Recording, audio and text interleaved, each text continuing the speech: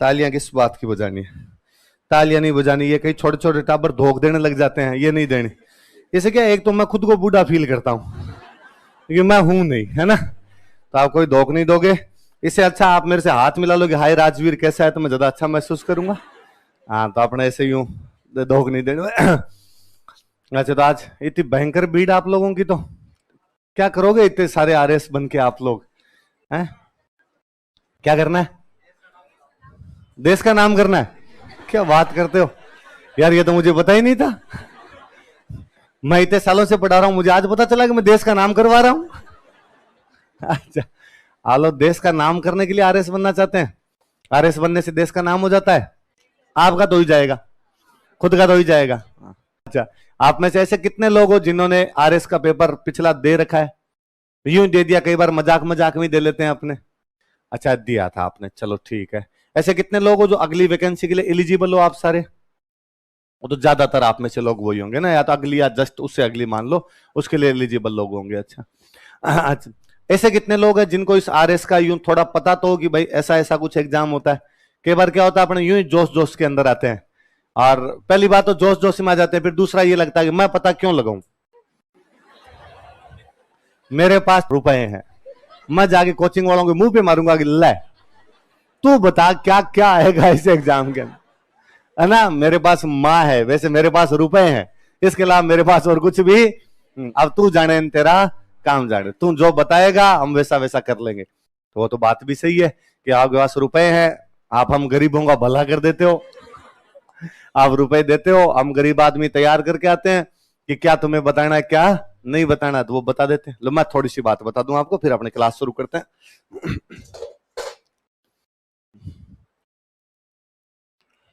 हालांकि जानते ही हो आप ज्यादातर लोग, पर फिर भी थोड़ा सा फॉर्मेलिटी कर ली जाए, थोड़ी सी बात बता दी जाए तो थोड़ा ठीक रहे।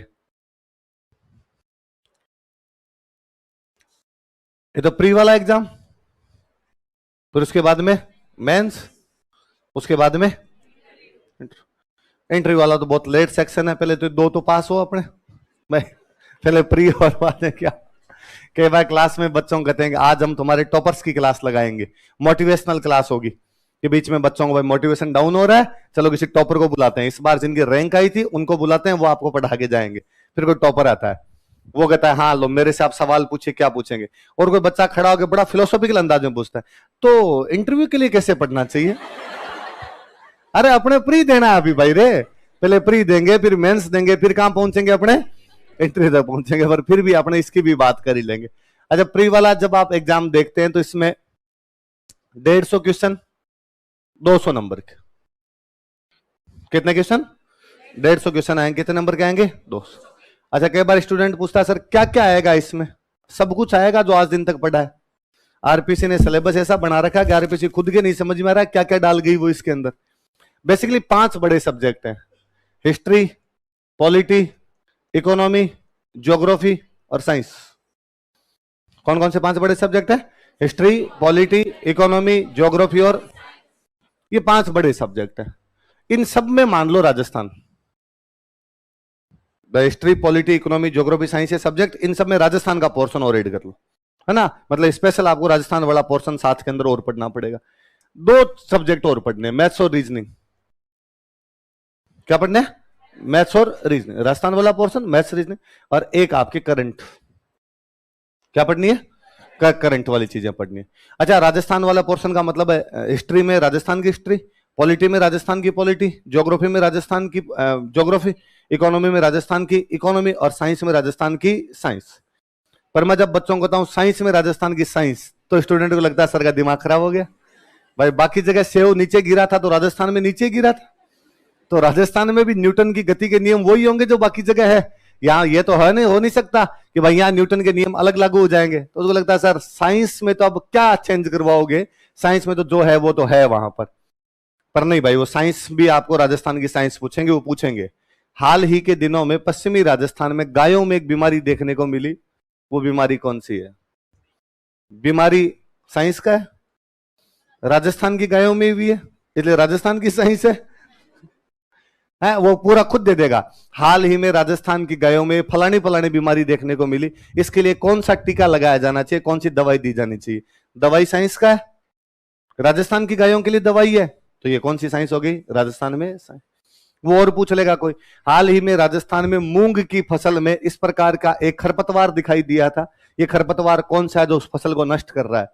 फसल या ये बीमारियां टाइप की जो भी चीज, ये भी साइंस का है। पौधे वनस्पति वगैरह, पौधों के अंदर कोई रोग हो रहा है तो वो भी किसका है? साइंस का। तो राजस्थान की साइंस आ गई। तो इस प्रकार के करंट से रिलेटेड जो क्वेश्चन होते हैं वो फिर साइंस के अंदर लेके आ जाते हैं वो लोग, पर पूछते हैं, वो प्रयास करते हैं कि भाई राजस्थान के क्वेश्चन ज्यादा पूछे जाएं।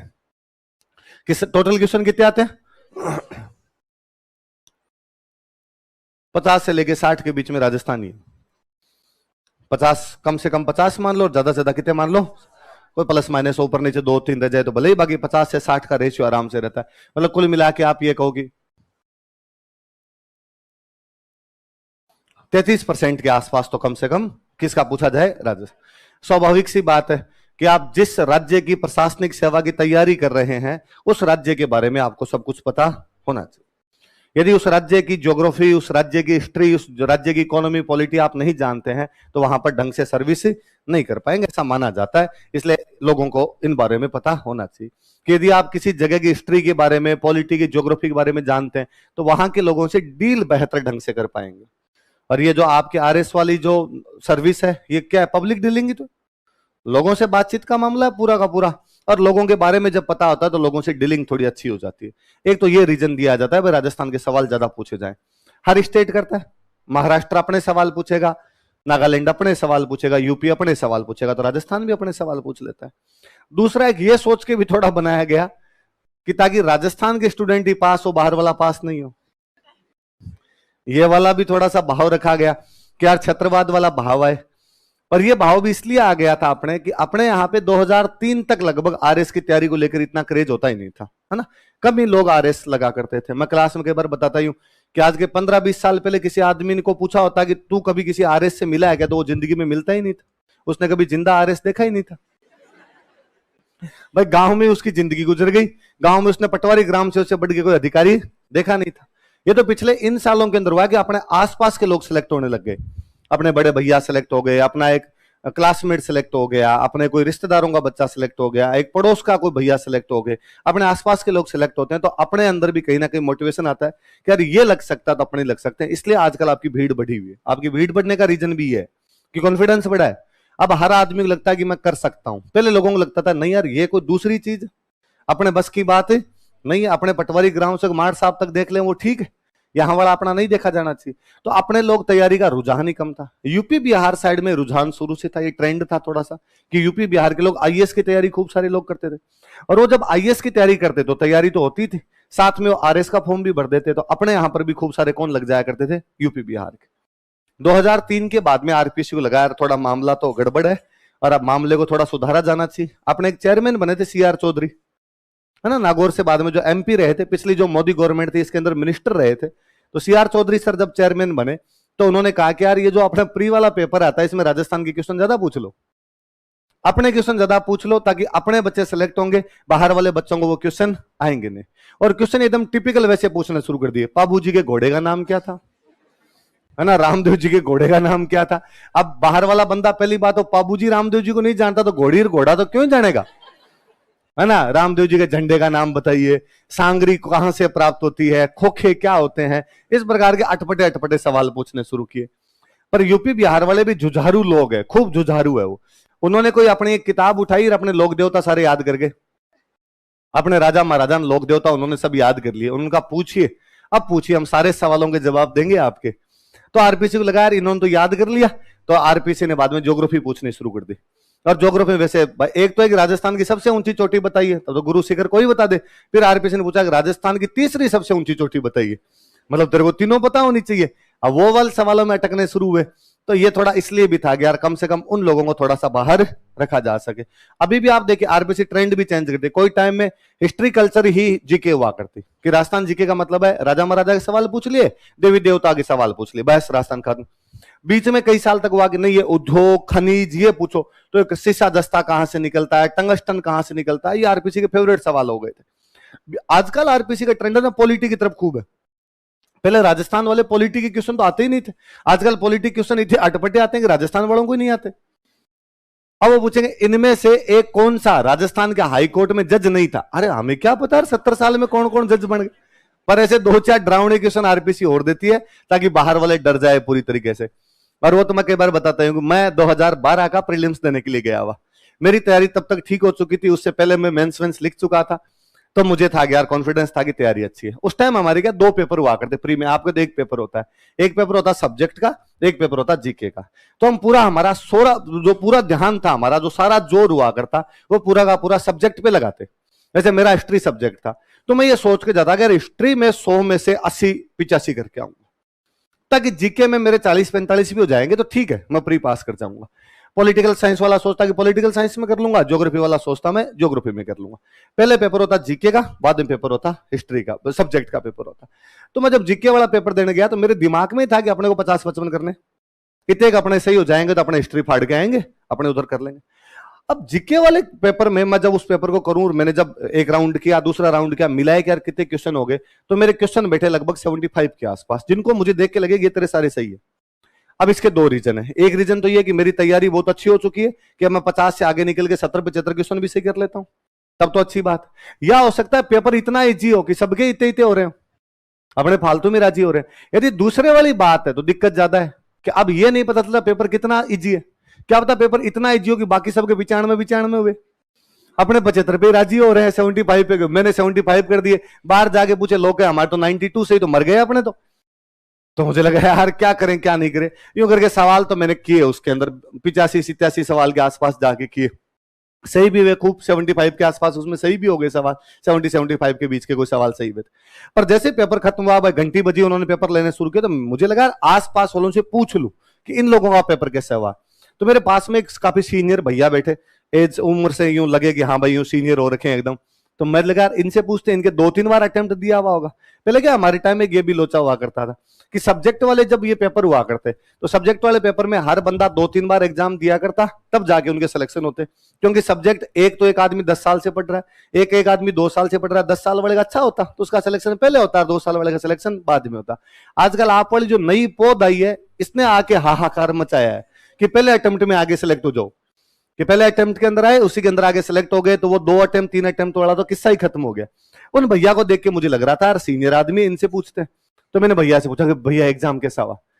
मैंने कहा खराब हुआ है हमारा तो खराब कैसे, का बहुत टफ पेपर आया था।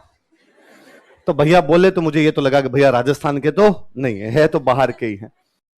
तो कैसे भैया, टफ तो नहीं था, ठीक ही था, मेरा अच्छा ही हुआ है। का पता नहीं कैसे अच्छा कर गए, बाकी हम तो देख रहे हैं कि कैसे कैसे सवाल पूछता है आपका आरपीसी। अब उसमें क्या, एक आरपीसी ने सवाल पूछ रखा था कि राजस्थान में पशुओं की संख्या बताइए। राजस्थान में अपने क्या इकोनॉमिक सर्वे आता ना, हम आपको पढ़ाएंगे, इकोनॉमिक सर्वे पढ़ाएंगे, विकास सर की क्लासें खूब सारी पढ़ी होगी। स्प्रिंग बोर्ड वाला यूट्यूब चैनल यदि जाके देखेंगे तो उस यूट्यूब चैनल पे सबसे अधिक यदि व्यूज किसी वीडियो पे मिलेंगे तो इकोनॉमिक सर्वे के वीडियो है, विकास सर वाले वीडियो, उनपे खूब सारे व्यूज मिलेंगे। तो इकोनॉमिक सर्वे उन्होंने पिछली बार पढ़ाया था, इस बार भी वो क्लासे ले रहे हैं वहां पे। तो इकोनॉमिक सर्वे में एक चैप्टर आएगा पशुपालन, और पशुपालन वाले चैप्टर की पहली लाइन है कि राजस्थान में पशुओं की संख्या इतनी है। आरपीसी ने वहां से कॉपी पेस्ट करके पूछ लिया, राजस्थान में पशुओं की संख्या बताई। हालांकि मैंने भी वो अटेम्प्ट नहीं किया था वो सवाल, कि मैं वो चैप्टर इतना कोई पढ़ के नहीं गया, संख्या एग्जैक्टली याद नहीं थी। मुझे लगा तुक्का लगाएंगे, फालतू में गलत हो जाएगा, छोड़, अपने जब इतने सारे सही हो रहे थे छोड़ भी देंगे तो कोई फर्क ही नहीं पड़ेगा। तो वो मुझे भी नहीं आ रहा था, लेकिन उन भैया का था। मैं नहीं भैया ऐसा तो कोई टफ सवाल नहीं पूछा, कैसे आपको कौन सा टफ लगा। का देखिए हम आपका पूरा राजस्थान पढ़ के आए थे, और हम पढ़ के आए थे कौन सा भेड़ तुम्हारा ज्यादा ऊन देता है, कौन सा गाय तुम्हारा ज्यादा दूध देता है, तुम्हारा गाय किधर है, तुम्हारा घोड़ा किधर है, सब कुछ पढ़ के आए थे। पर तुम पूछ रहे हो पशुओं का संख्या बताए, तो क्या घर घर जाके गिन के आए तुम्हारे? ऐसे कैसे कर सकता है तुम्हारा आरपीएससी। मैंने उन भैया के सामने तुम्हें क्या ही बोलता, पर मैं मन ही मन राजी हुआ और मुझे लगा थैंक यू आरपीएससी। अगली बार यदि कोई यूपी बिहार का बच्चा ये फॉर्म भरेगा, उससे पहले भैया ही डरा देंगे मत भरिए, उधर मवेशियों का संख्या पूछ लेते हैं। तो मैं आरपीएससी ये वाला काम थोड़ा ठीक कर रही है, डरा तो ठीक रही है। तो इसलिए भी है कि भाई राजस्थान के सवाल थोड़े ज्यादा पूछ ले जाएं, ताकि बाहर वाले लोगों को थोड़ा सा डिमोरलाइज कर लिया जाए। पर भाई यूपी बिहार वाले खूब ही जुझारू है, उसके बावजूद सारा पढ़ पुढ़ा के भी एग्जाम देते हैं। अब भी खूब सारे लोग अपना एग्जाम क्रैक करते हैं। उल्टे अपने कोई आदमी बाहर का एग्जाम देता ही नहीं, अपने वाला संतोषी जीव है। कि आरएस की वैकेंसी आ गई, ठीक है इसको दे लेंगे, नहीं पटवारी ग्राम सेवक एसएससी का दूसरा दे लेंगे, बाकी किसी एग्जाम को देने के बारे में इतना ज्यादा सोचते नहीं। कि एक तो कारण रहता है, एक तो थोड़ा भाषा वाला बैरियर रहता है कि अपना एग्जाम पंजाब वाले भी दे लेते हैं, पर अपने पंजाब का एग्जाम नहीं दे पाते, क्योंकि वहां पर एग्जाम वही दे पाएगा जिनके पंजाबी भाषा आती हो। गुजरात वाले अपना एग्जाम दे लेते हैं, अपने गुजरात का नहीं दे पाते क्योंकि वहां गुजराती भाषा वाला इश्यू है। ले दे के अपने पास एग्जाम बचा यूपी के, यूपी बिहार वाले एग्जाम दे दे, फिर अपने लगता है यार वो खुद ही अभी ते पढ़ पुढ़ा रहे हैं तो अपने जा क्या करेंगे, तो अपने उधर जाते भी नहीं। तो प्री वाला तो मामला है ये कि प्री वाले के अंदर 50-60 क्वेश्चन किसके आएंगे, अपने राजस्थान जी। ये बात बताने के पीछे एक कारण ये भी है कि जैसे इस बार जो मेरिट गई थी, वो मेरिट गई थी 85 नंबर। कितने नंबर गई? 200 में से जिस बच्चे के 85 नंबर हुए थे वो बच्चा प्री पास था। 85 नंबर वाला क्या था? Pre pass. यदि आप इसका परसेंटेज देखेंगे कि 200 में से 85 नंबर कितना हुआ, तो ये परसेंटेज होता 43, 42.5 ही होता, मतलब 43% मान लो कि जिस बच्चे ने 43% भी स्कोर कर लिया वो बच्चा क्या हो जाएगा? प्री में पास हो जाए। लगभग कितने क्वेश्चन के आसपास बैठेंगे? तो लगभग ये 65 क्वेश्चन के आसपास यदि किसी बच्चे के सही हो गए तो उसके नंबर आ जाएंगे, तो 85 के आसपास नंबर आ जाएंगे और वो बच्चा क्या कर लेगा? Pre pass. जिस एग्जाम में 65 क्वेश्चन पे कोई पास हो जाता हो, उस एग्जाम में 60 क्वेश्चन एक ही सब्जेक्ट के आते हैं, तब ये मायने रखता है कि वो सब्जेक्ट कितना महत्वपूर्ण है। कि कोई बंदा यदि राजस्थान भी ढंग से पढ़ के जाए प्री में, कि केवल राजस्थान वाला पढ़ के जाए, मैं ये नहीं कहता कि उसके सारे के सारे सवाल सही हो जाएंगे, नहीं होंगे सारे सवाल सही। 60 आए तो उसके सही 40 ही हुए, पर एक सब्जेक्ट से कितने सही कर गया वो? 40। अब उसे बाकी सब सब्जेक्ट में मिला के कितने करने हैं? 25 करने। मैं कहता हूं कि थोड़ा थोड़ा ही कोई पढ़ के जाए और पेपर के अंदर यूं बालाजी का नाम लेके एबीसीडी लगाए ना, तो 25 क्वेश्चन होने की संभावना हो जाए। प्री वाला जो भी एग्जाम होता है ये मैनेजमेंट है कि आप किस हिसाब से अपनी एजुकेशन का मैनेजमेंट करके गए थे, कैसे टाइम का मैनेजमेंट किया था, कैसे नॉलेज का मैनेजमेंट किया था, उस पर बंदा प्री निकाल लेता है। को ज्यादा पढ़ने की आवश्यकता नहीं। कई बार आप कई बच्चों को देखेंगे वो भयंकर पढ़ते हैं, भयंकर पढ़ते हैं। कई बार टाबर मेरे को आकर हैं सर 15 घंटे पढ़ रहा हूं, मुझे लगता है क्यों पढ़ रहा है, नहीं पढ़ना इतना। कोई कोई आगे कहता है कि मैं सर 3 घंटे ही सो पा रहा हूं, मैं 3 घंटे ज्यादा नींद नहीं लेता हूं, तो मैं थोड़े दिन में पागल हो जाएगा। क्यों सोना है 3 घंटे? कम से कम 7 घंटे नींद लेनी है, हर हालत में ही लेनी है, उससे कम तो कतई नहीं होना चाहिए। और किसी चीज में कंप्रोमाइज कर लेना, नींद में नहीं करना। 7 घंटे नींद आनी चाहिए और इस उम्र में तो पक्की आनी चाहिए। वो बुढ़ापा तो है नहीं कि नींद आ ही नहीं रही, आप 2:30 बजे उठ के बैठ जाते हैं, तो नींद आनी चाहिए यार। और फिर 4 दिन पढ़े हो, आपने मेहनत भी की है, तो पक्की नींद आ जानी चाहिए। तो ज्यादा पढ़ने की आवश्यकता नहीं होती, वो स्मार्ट स्टडी वाला सा मामला है कि कैसे पढ़ना, कितना पढ़ना, वो सब देखना जरूरी होता है। तो राजस्थान जी के थोड़ा ज्यादा ही पूछते हैं। बाकी वाले सारे सवाल हमने पढ़े, भाई 60 यदि इसके आ जाते हैं तो 90 सवाल और बचे, तो जितने सब्जेक्ट बच गए बाद में सबके 10-10, 12-12, 10-10, 12-12 सवाल है ना। ये आरपीसी पे डिपेंड करता है कि वो कभी किसी के 20 पूछ गई तो किसी के 8 ही पूछ लिए, कभी किसी के 15 पूछ लिए, कभी किसी के 12 पूछ लिए, पर वो एक रेशियो लगभग 15-20 सवाल का रेशियो सबका ही पूछ लेती है कि भाई इंडियन हिस्ट्री के 10 एक सवाल पूछ लिए, इंडियन पॉलिटी के वो 10 एक सवाल पूछ लेगी, कोई ज्योग्राफी की पूछ लेगी, इकोनॉमी पूछ लेगी, साइंस के पूछ लेगी, मैथ्स आएगी, रीजनिंग आएगी, करंट आएगी, ऐसे करके सवाल आ जाता है। तो ये तो प्री वाला सा मैटर रहता है। प्री में केवल 85 नंबर जिसके आगे वो मेंस दिलेगा। ये लाइन टच है कबड्डी का, कि कबड्डी में आप लाइन टच करके वापस जा सकते हैं, आपको आउट नहीं माना जाएगा, बस इतना है।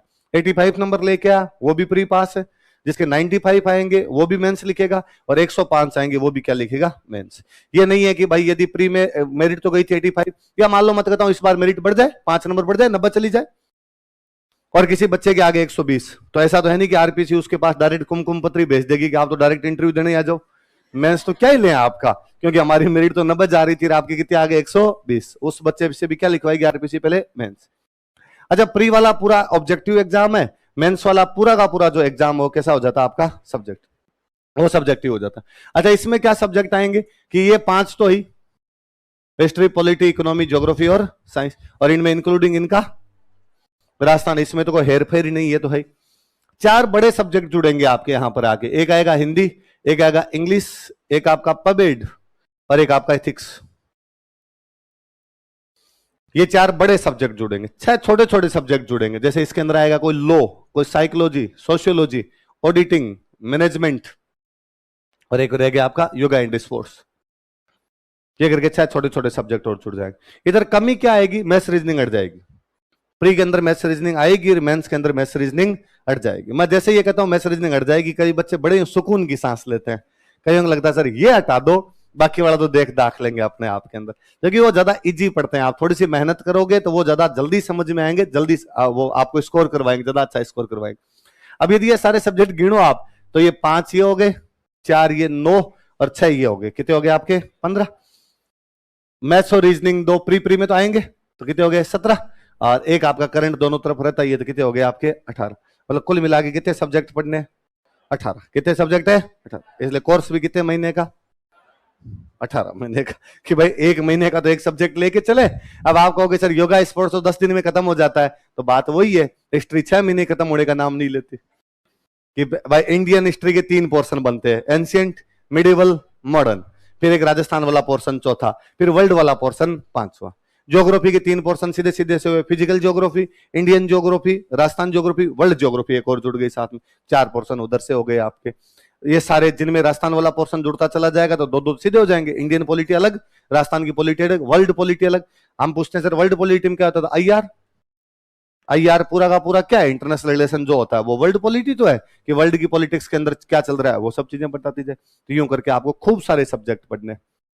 प्री वाले में केवल ऑब्जेक्टिव वाली चीजें, मेंस वाला स्किल का एग्जाम है वो थोड़ा सा, कि आपको स्किल दिखाना पड़ेगा, उसमें आपकी राइटिंग प्रैक्टिस भी होनी चाहिए, आंसर कैसे लिखते हैं कैसे नहीं लिखते हैं। अच्छा एक बात और, कई बार स्टूडेंट ये समझता है कि पहले मैं प्री की तैयारी कर लूंगा फिर मैं मेंस की तैयारी कर लूंगा, ना ऐसा इसमें कुछ ही नहीं होता, ये तैयारी एक साथ है, ये प्री कम मेंस है।